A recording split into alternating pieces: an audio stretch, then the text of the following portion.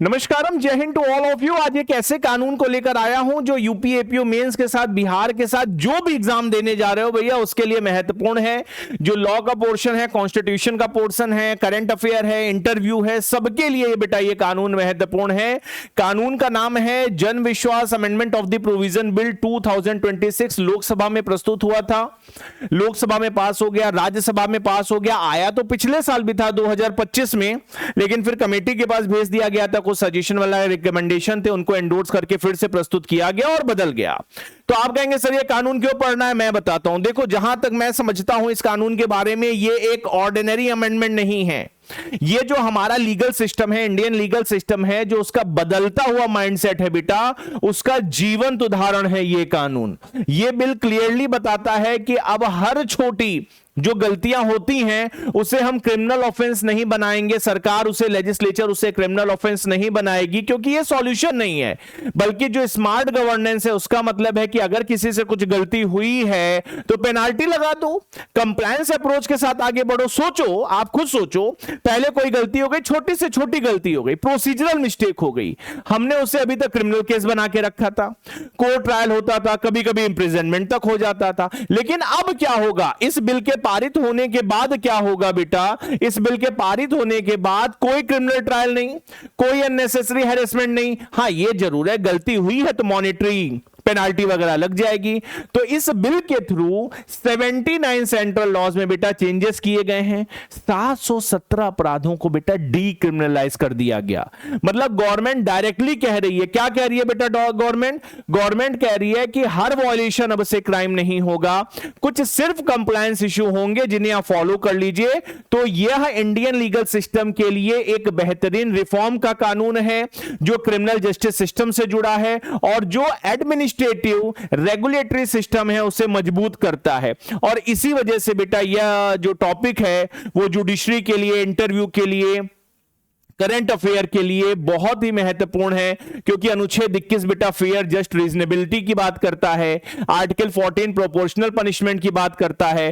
तो doctrine of proportionality से निकला हुआ बेटा यह कानून है, जो केवल लॉ नहीं है, यह फ्यूचर है। भारत का जो ज्यूरिस्प्रूडेंस है, जो हमारा क्रिमिनल ज्यूरिस्प्रूडेंस है, उसका फ्यूचर है। तो चलिए, मैंने बड़े ही आसान शब्दों में इस पूरी फाइल को बनाया है। इंग्लिश में भी है, हिंदी में भी है, इसलिए आंसर राइटिंग में कोई दिक्कत नहीं होगी। मैं अपने तरीके से आसान भाषा में इसे समझाने की कोशिश करता हूं।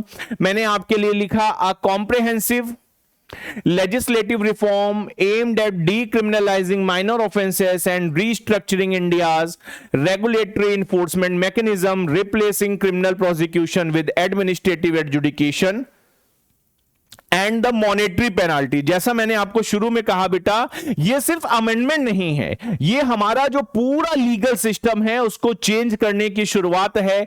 क्रिमिनल जस्टिस सिस्टम से जो रेगुलेटरी मॉडल है हम उसकी तरफ बढ़ रहे हैं। फोकस बेटा अब सरकार का क्या है कि ईज ऑफ लिविंग को आगे बढ़ाया जाए, ईज ऑफ डूइंग बिजनेस को आगे बढ़ाया जाए। सरकार अब कह रही है इस बिल के माध्यम से कि जो हर वॉयलेशन है वो क्राइम बने, ऐसा जरूरी नहीं है। चलिए आगे बढ़ते हैं। द जन विश्वास बिल 2026, ये फॉन्ट थोड़ा सा छोटा दिख सकता है, लेकिन जब मैं ये फाइल शेयर करूंगा तो आप उसे आसानी से पढ़ सकते हैं। द जन विश्वास bill 2026 purposes sweeping amendment to India's regulatory framework, continuing the reform agenda initiated under Jan Vishwas Act 2023. The bill targets minor and technical violation, replacing criminal liability with monetary penalty to improve ease of living. ठीक है, जन विश्वास विधेयक 2026 भारत की नियामक व्यवस्था में व्यापक संशोधन प्रस्तावित करता है। जो जन विश्वास अधिनियम 2003 जो पुराना बिल है उसके तहत प्रारंभ सुधार एजेंडे को आगे बढ़ाता है। यह विधेयक छोटे और तकनीकी उल्लंघनों को लक्षित करता है, आपराधिक दायित्व को आर्थिक दंड में बदल देता है और जैसा मैंने कहा ईज ऑफ लिविंग और ईज ऑफ डूइंग बिजनेस को सुधारने का प्रयास करता है। आप इन आंकड़ों को ध्यान दें। टोटल बेटा जो कानून है जिसमें बदलाव हुए हैं उनकी संख्या है 79 89। ठीक है, अभी तक इतने कानूनों को बदला गया है, आगे ये नंबर और बढ़ सकता है। इन 79 लॉज में जो टोटल प्रोविजन है जिसमें बदलाव किया गया उनकी संख्या है 784। 717 के करीब अपराध है बेटा जिन्हें डीक्रिमिनलाइज कर दिया गया। ये बहुत बड़ी बात है कि भाई जहां 784 प्रोविजंस में अमेंडमेंट किया गया सारे लॉज में मिला के, वहीं पर 717 ऐसे अपराध थे, ऐसे एक्ट और ओमिशन थे जिन्हें बेटा डीक्रिमिनलाइज कर दिया गया। 67 ease of living provision for citizen को इनकॉर्पोरेट किया गया। कितना बढ़िया ये कानून है। ये जो नंबर्स हैं बेटा, ये जो आपका प्रीलिम्स एग्जामिनेशन है उसके लिए डायरेक्टली रेलिवेंट हो सकते हैं। 717, आप ये समझिए मैं बार बार इस पर क्यों जोर दे रहा हूं। 717 ऑफेंसेस का मतलब है कि अब पूरी तरीके से क्रिमिनल लायबिलिटी को हटा दिया गया है। सिस्टम अब क्या बन गया है, इन कानूनों के लिए 79 कानूनों के लिए जो सिस्टम है बेटा वो पेनाल्टी बेस्ड बन गया है। तो टारगेट क्या है, आपने ध्यान दिया, टारगेट है माइनर एंड टेक्निकल वायलेशन। ये देखिए ये कीवर्ड है, minor and the technical violation, ठीक है। छोटे और तकनीकी उल्लंघनों के लिए मॉनेटरी पेनाल्टी इंपोज की जाएगी और ईज ऑफ डूइंग बिजनेस को, ईज ऑफ लिविंग को बढ़ा दिया जाएगा। मुकदमा हो जाए, ट्रायल चलने लगे, पुलिस आए, जाना पड़े, सम्मन हो, वारंट हो, आपको भी पता वो ईज ऑफ लिविंग तो होगी नहीं, ईज ऑफ डूइंग बिजनेस तो उससे होगा नहीं। तो सरकार ने कहा कि नहीं भैया, जो पुराने कॉलोनियल पीरियड के कानून थे, चले आ रहे थे, और भी तमाम कानून जो समय के साथ बेटा ऑब्सोलीट हो चुके थे। तो मैंने हेडिंग लिखा आपके लिए, की कॉन्सेप्चुअल चेंज क्रिमिनल प्रोसिक्यूशन से एडमिनिस्ट्रेटिव एडजुडिकेशन। तो ये जो क्रिमिनल प्रोसिक्यूशन है बेटा ये हमेशा कोर्ट ऑफ लॉ करेगी। अब कोर्ट ऑफ लॉ से ये पावर बेटा किसको शिफ्ट हो रही है, जो एग्जीक्यूटिव है, कार्यपालिका है। मैंने आपके लिए लिखा, a fundamental shift introduced by the bill is the replacement of criminal prosecution before a magistrate with administrative adjudication. Earlier, many statutory violation required prosecution and could result in imprisonment or fine upon conviction.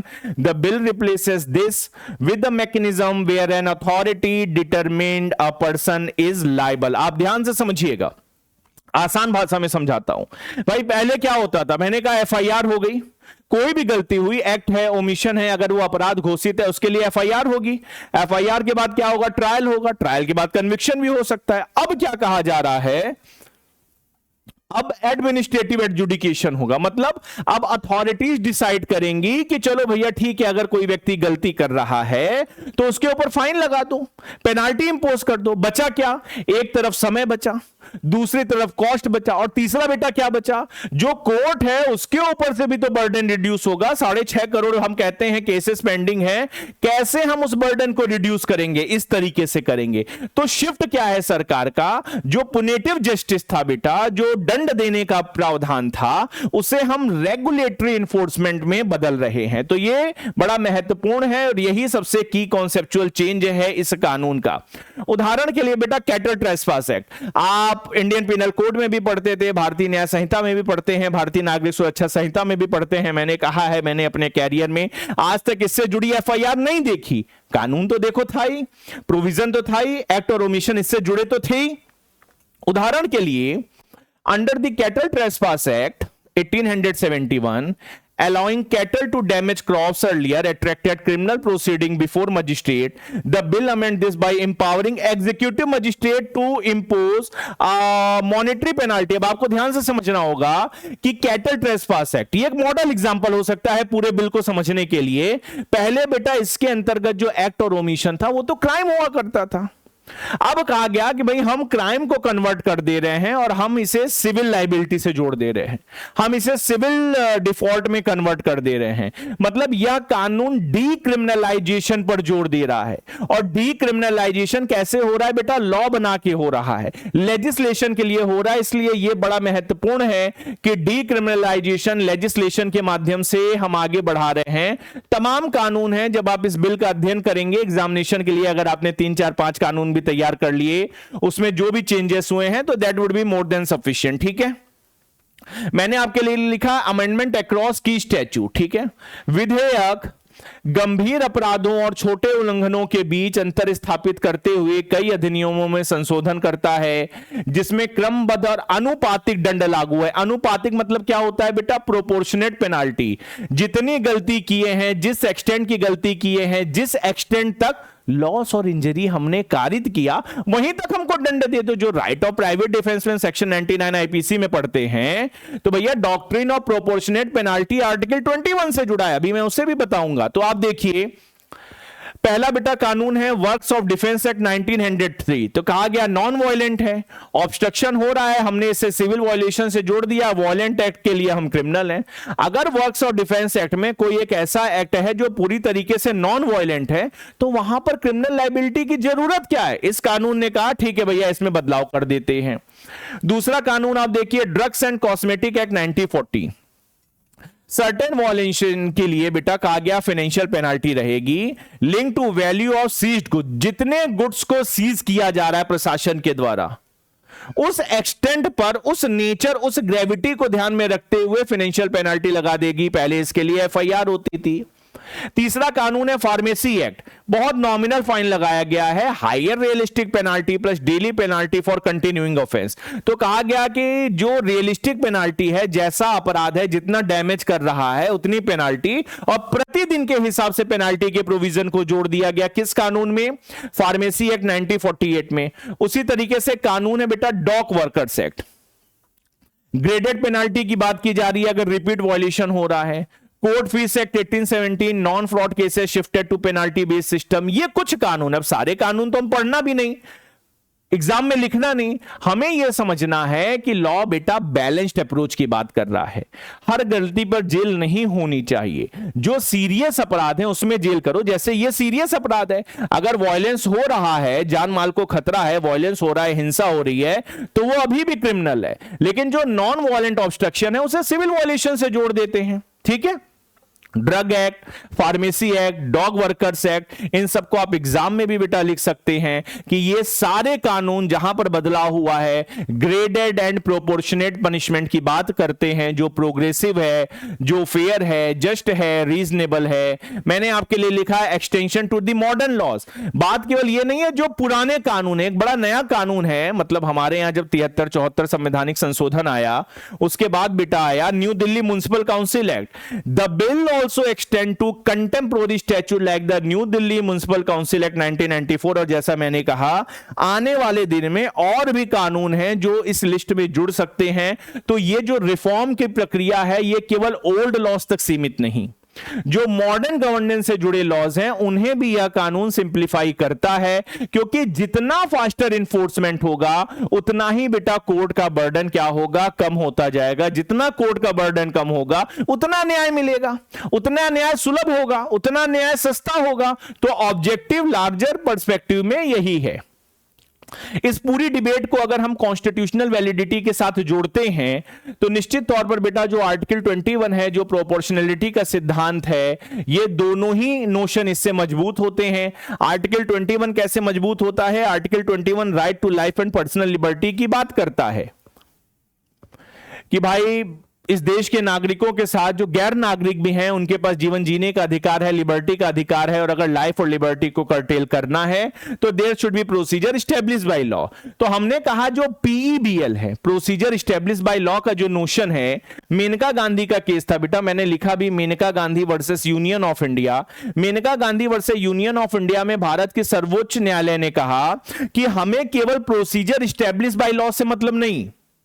सरकार ने procedure बना दी और कहा हम आपकी life and liberty को snatch कर लेते हैं, वॉयलेट कर लेते हैं। कहा ना ना ना ना ना, तुम प्रोसीजर बनाओ, दैट मस्ट बी वैलिड, लेकिन उसके साथ वो जो प्रोसीजर है वो जस्ट होना चाहिए, फेयर होना चाहिए, रीजनेबल होना चाहिए। मेनका गांधी का पासपोर्ट जब्त हुआ, पासपोर्ट एक्ट 1967 में जब्त हुआ। सरकार ने कहा हमने तो वैलिड प्रोसीजर से मेनका गांधी जी का पासपोर्ट जब्त किया। सुप्रीम कोर्ट ने कहा नहीं, तुम्हारा प्रोसीजर वैलिड है, सारी प्रक्रिया को पालन करते हुए बनाया गया, लेकिन जस्ट नहीं, फेयर नहीं, रीजनेबल नहीं।